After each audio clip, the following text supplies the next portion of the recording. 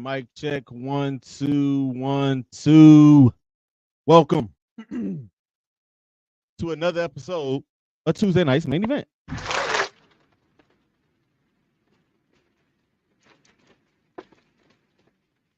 Yeah, I go again. I'm always adjusting stuff. I just finished recording stuff.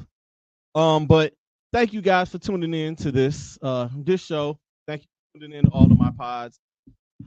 I greatly appreciate it.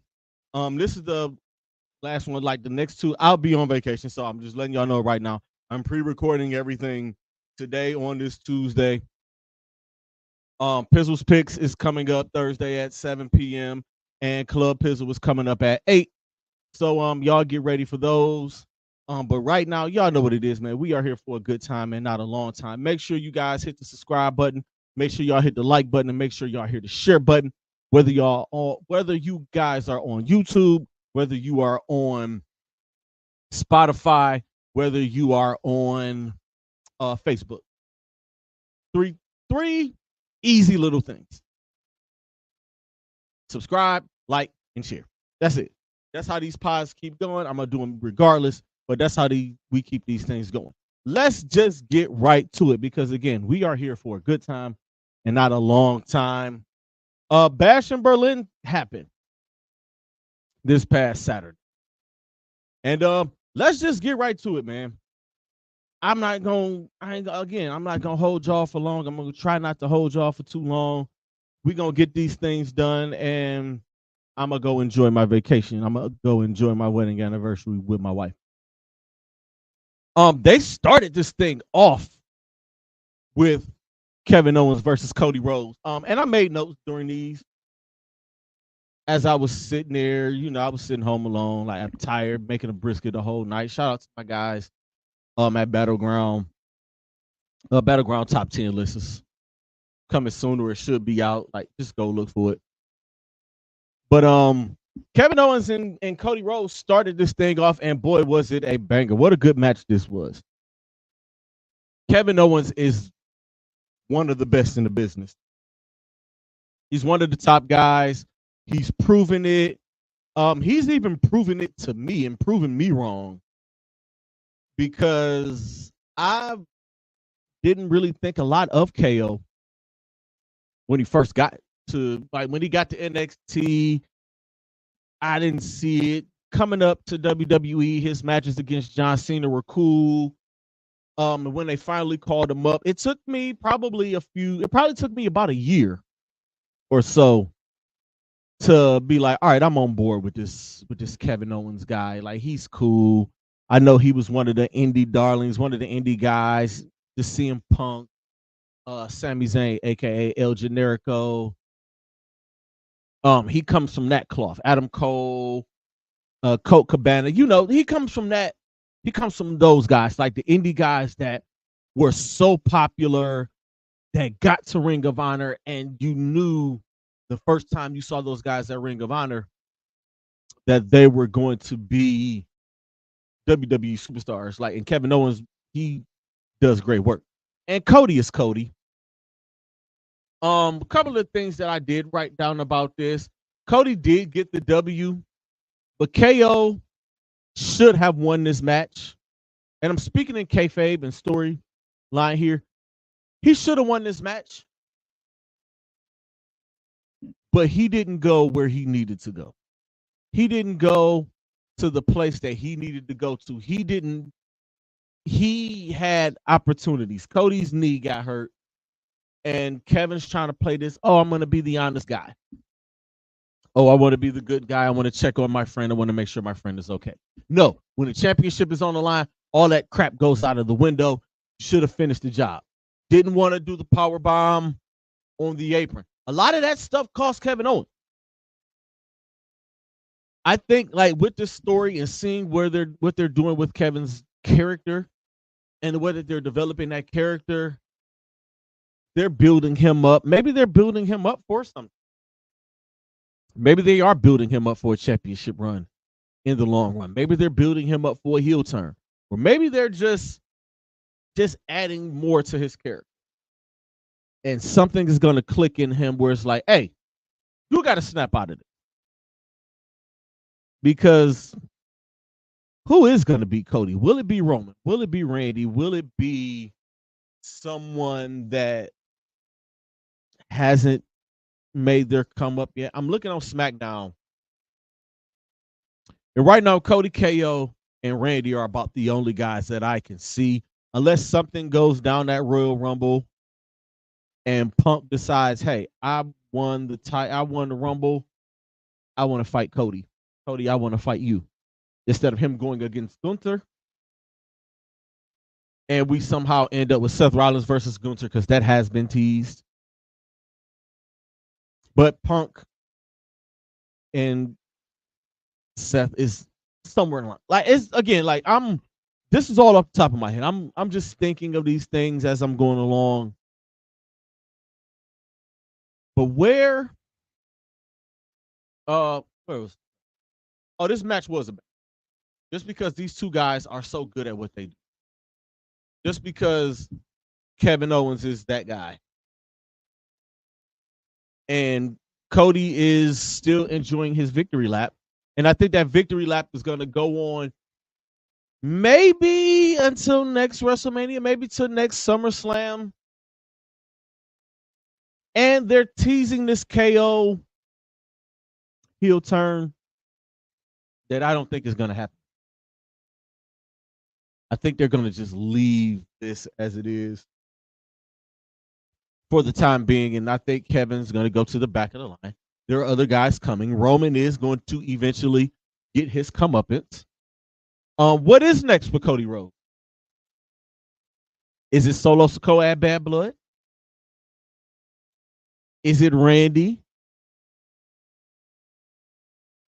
What is it? Like, Cody's like finishing the story and starting a new story, or finishing that and starting a new chapter, opening up a new chapter. It's been okay. Had AJ Styles, and that was cool. He had Solo, that was cool. But where does Cody go? Where does Cody go from here? Where does Kevin go? Next up, we have Bianca Belair and Jade Cargill going against Isla Dawn and Alba Fire for the Women's Tag Team Championships.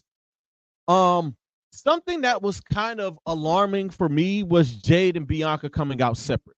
I don't know if they did that because this was their big pay-per-view in Germany or why they did this, but I'm thinking, oh, they're definitely going to lose this, and one of them is getting ready to turn on the other. Au contraire. Bianca and Jay go on to become the new tag team champions.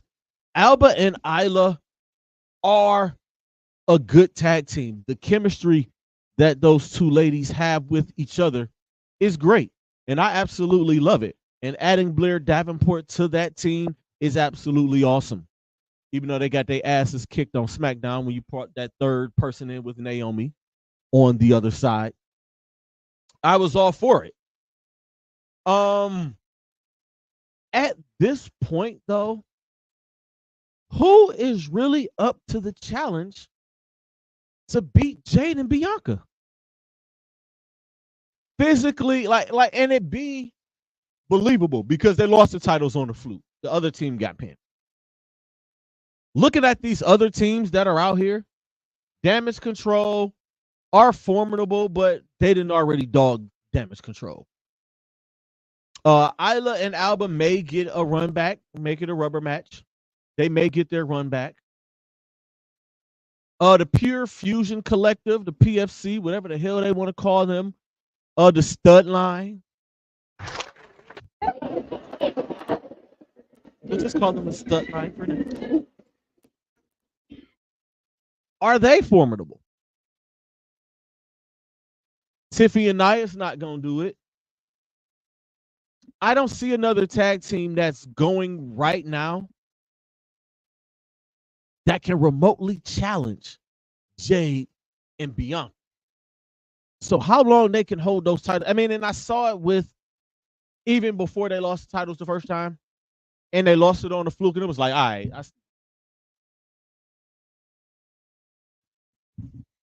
I get it, I understand it, but doesn't mean I necessarily have to like it. But where do they go from here? I'm dying to see. They popped up on Raw last night. But congratulations to Jade and Bianca. I love them. Absolutely. Excuse me, as I am always doing stuff. I be doing good until I don't be doing good. That's cool. There we go. There's my light. Yeah, let's get a little bit of warm light up in there.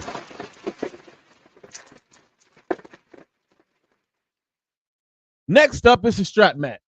CM Punk versus Drew McIntyre. This is the feud that we didn't ask for, but glad that we got. Because these two have been at it since Punk came back and since Punk got injured. Like everything with this storyline, it's the damn near the perfect storyline. They went 8 months without fighting each other, but somehow always ended up fighting each other.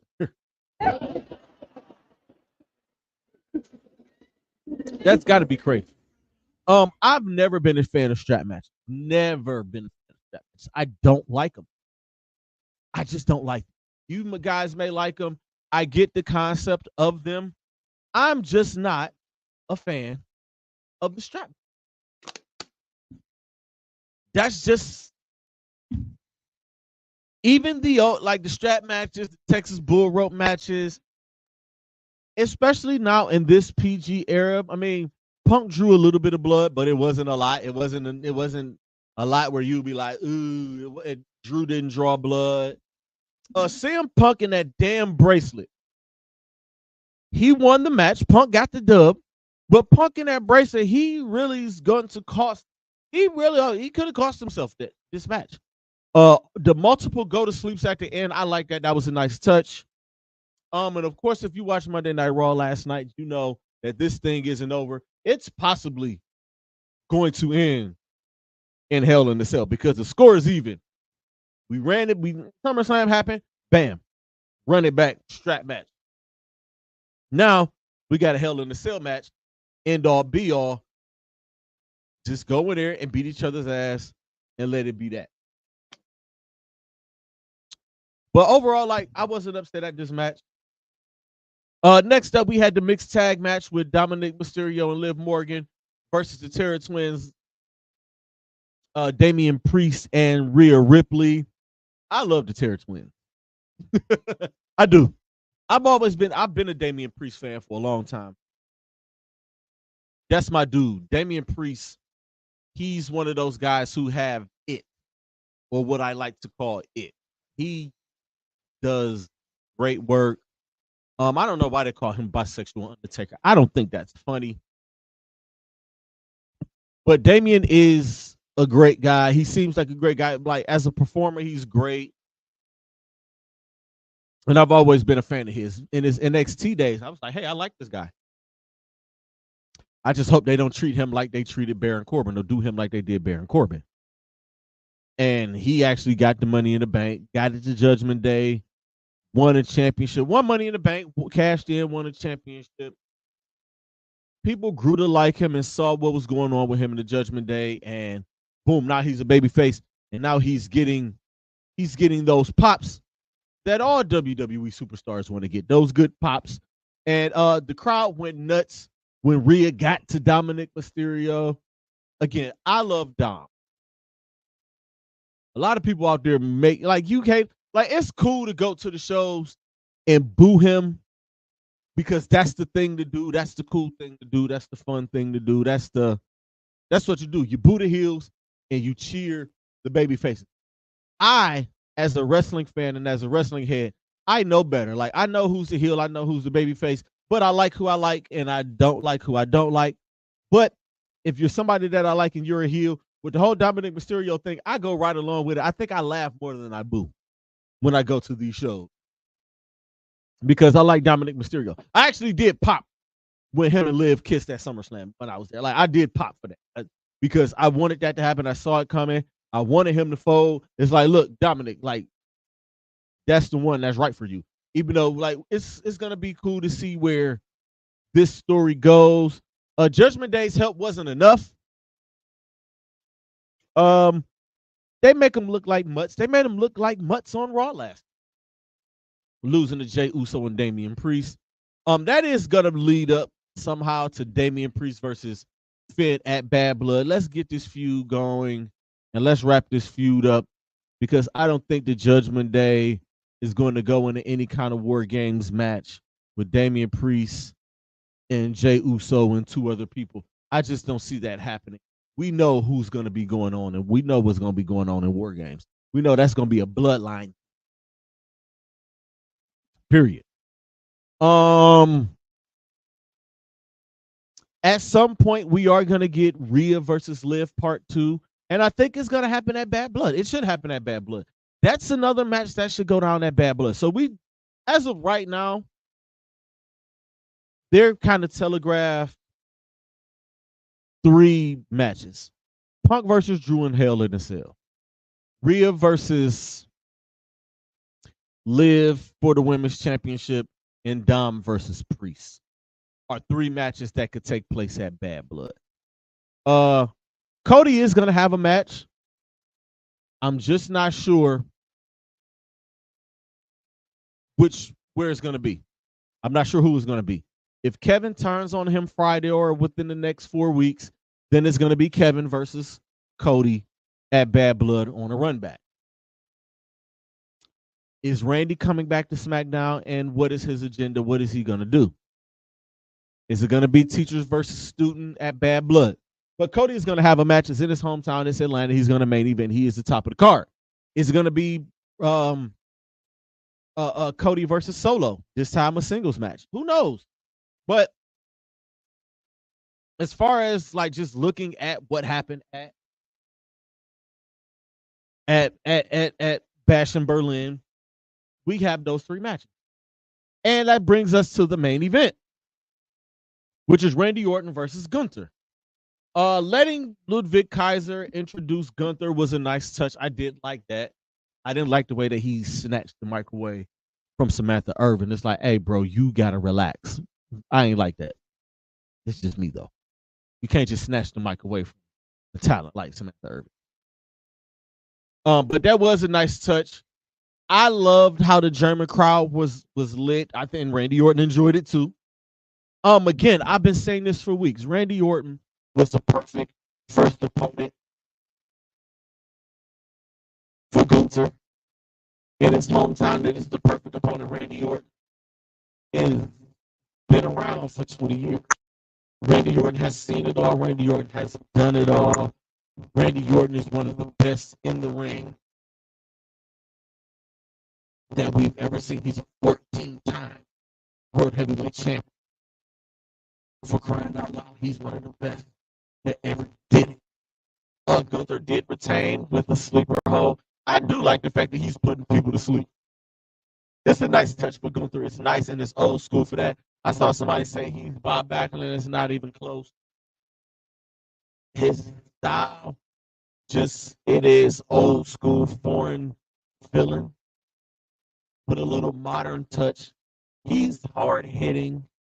He does think he gets busy. I am a Gunther fan, personally, of the Ring General. Gunther, Walter, whatever you want to call him. Watching him dominate.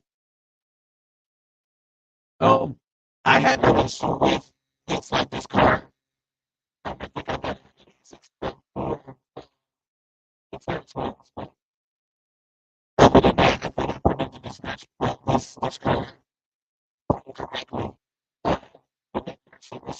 I watched No Mercy. Like No Mercy was cool. NXT is always pretty cool, but let me just go through these results. Frazier and Axum are the new tag team champions. They beat Chase U. It was a good opening match. Definitely wasn't expecting them to open with this type of a match or with this match. Ridge Holland turned on the Chase U. They wheeled Andre Chase out on a wheelchair. But on a gurney. So they're writing him off of TV for a while. We probably won't see Andre Chase for a minute. that makes me wonder. Like, this is September. Are they shutting him down? Are they getting Andre Chase ready for a run with the big roster? I think Andre Chase is pretty good. I think he's done enough. I think he's done more than enough. I mean, that gimmick doesn't go beyond the mid card. But give Andre Chase a shot with the main roster person. Frazier and Axum, they did kind of tease like if they didn't win, one of those guys was going to turn on the other. But they did get the win, and now they have to. It's a triple threat with 3 tag teams. That's going to be coming up tonight on NXT. Y'all tune in right after this at 8:00. Tune in. There is going to be a tag team triple threat match between 3 teams for the right to face Frazier and Axum. They just might be transitional. If I'm gonna be honest with y'all, they might be.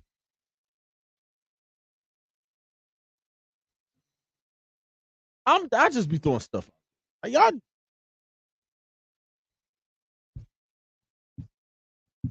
We'll see. Next up, Wentz beats Wes Lee. I love this match. This might have been the match of the night for me. One of the matches. If this is not the match of the night, no, this isn't the match of the night. It's close to it. But my match of the night is, I'll talk about it in a second. I thought Wes Lee would get the win here. I think Wes Lee needs to win more than Wentz did. But I mean, just seeing what happened there, and it's like, all right, this dude has a championship. You don't want your TNA champion looking weak on TV, whether it's TNA TV, WWE TV, didn't matter. But good match, dope match. The finish was fire. Wentz that move. Oh man, these dudes go like the Rascals, whatever they call themselves, like the Rascals. Like they get busy. I'm all with it. I'm all for it. Moving on, Kelani Jordan retains over Wendy Choo, and another great match. Like this No Mercy card was loaded. Kelani Jordan is a future NXT Women's Champion. She could possibly be a future Women's World Champion or WWE Women's Champion. Like the girl has a lot. Like she's a good-looking young lady. She has the moves. Her mic work could use a little bit, but this is NXT. Like they give them a chance, and this is maybe a full year to 18 months, 2 years down the line where all of this stuff can go on. I do like this new Wendy Choo though. I like heel dark Wendy Choo. She had like her gimmick similar with the pajamas, but it's all black, and she got her face painted, and she got the pillow with the black pillowcase. Like I thought it was dope. She got attacked after her match. It's gonna lead to a feud for her. Next is my match of the night. Obafemi retains over Tony D. I am a huge Obafemi, and I have now come to like Tony D. Tony D'Angelo and the D'Angelo family.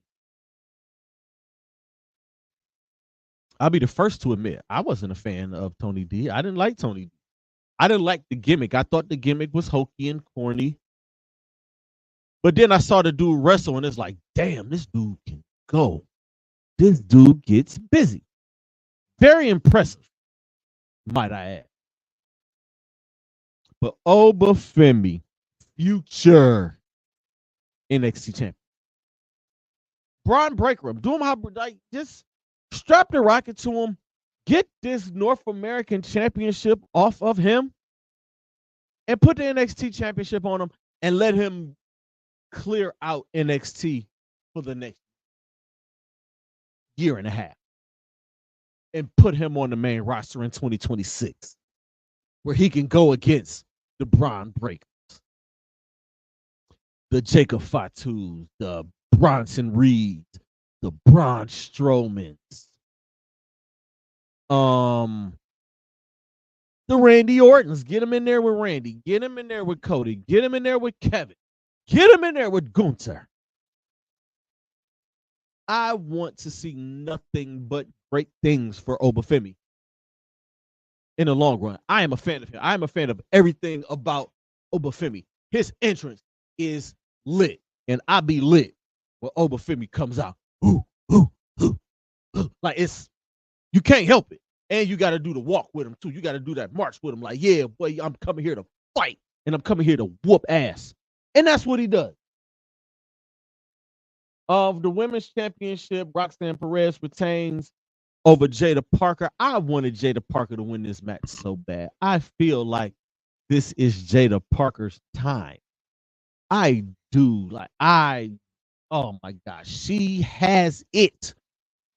But they gave it to Roxanne Perez. And from the looks of it, post match, ladies and gentlemen, Julia has finally arrived.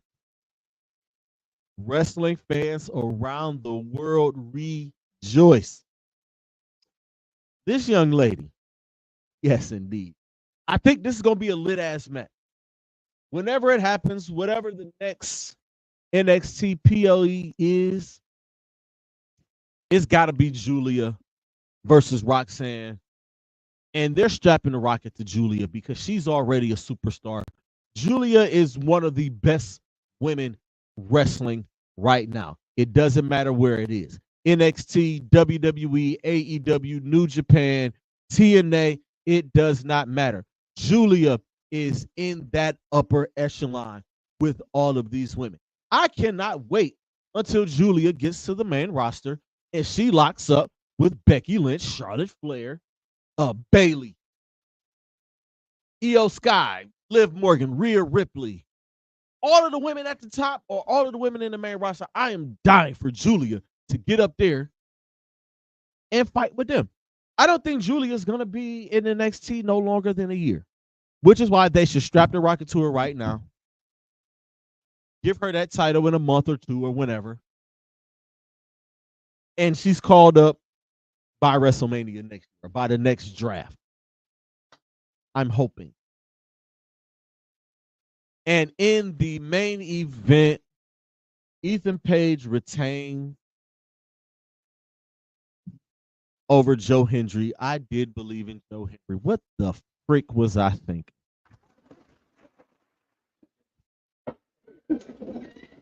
What was I thinking? Stupid. I thought Joe Hendry was signed to WWE. Honestly, I thought they got him. I thought HBK. I thought they made some kind of a something. Maybe not.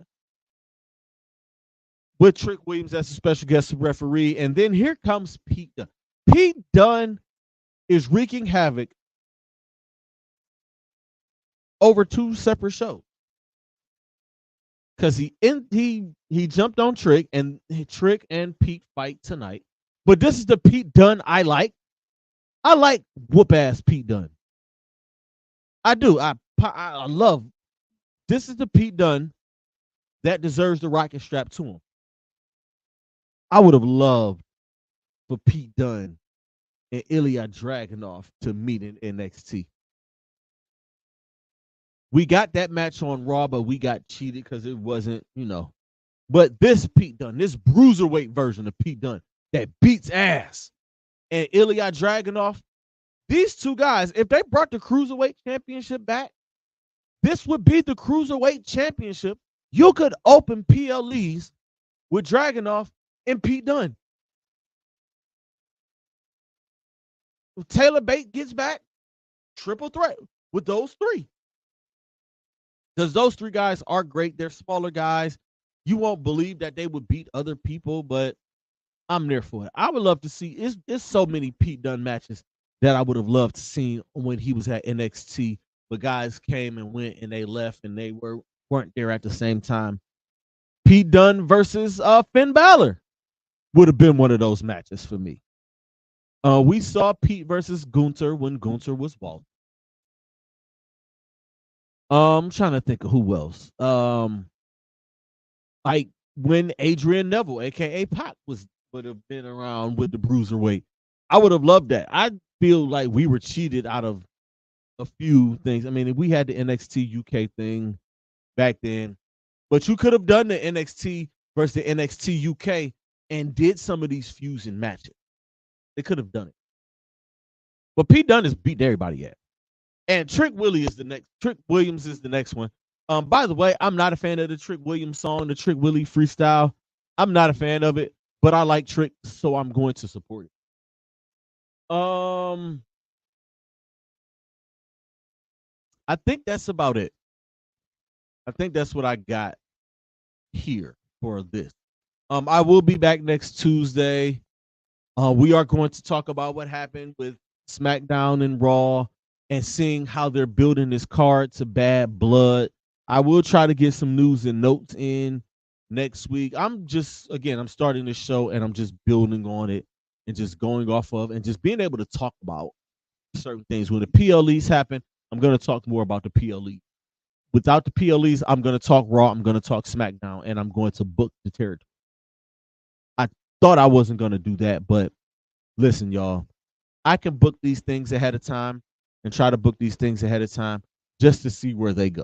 We got Bad Blood coming up, then we got Survivor Series coming up, and I think that's the end of the year as far as the PLEs. I don't think there's a December PLE on the WWE side.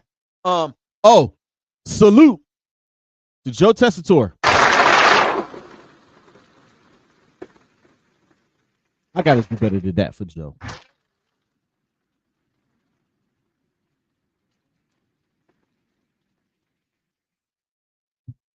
Joe Tessitore called his first Monday Night Raw last night. Seamless transition. Joe Tessitore is one of the absolute best in the business.